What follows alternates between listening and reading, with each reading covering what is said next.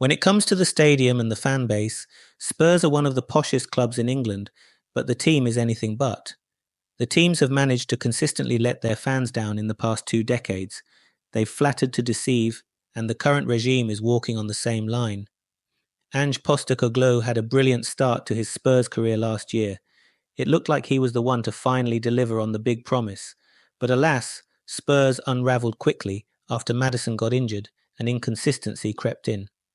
Still, on paper, it was a promising season to build on. This season, the inconsistency has crept in a bit earlier.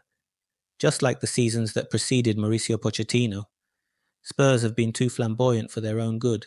Ange has been far too attacking in his approach, and that has hindered the balance of his team.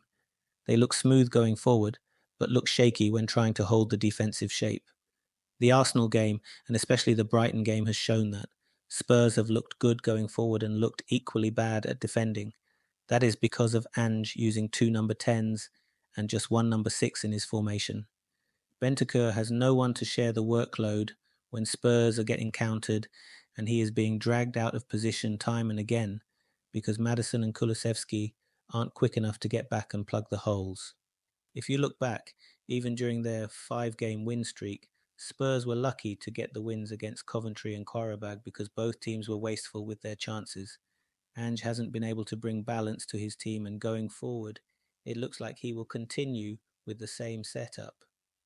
With the Spurs, it has always been one step forward and two steps back. Ange needs to realise that you can't win trophies with just attacking football. As Alex Ferguson once said, attack wins you games, defence wins you titles. There is no truer quote than that. As good as they look going forward, Ange needs to get his defensive shape right. And the best thing is that he has actually got the players to get his balance right, but he isn't using them. Final word on the current situation is that Ange Postecoglou needs to learn quickly that he needs consistency from his team to fight for the top honours.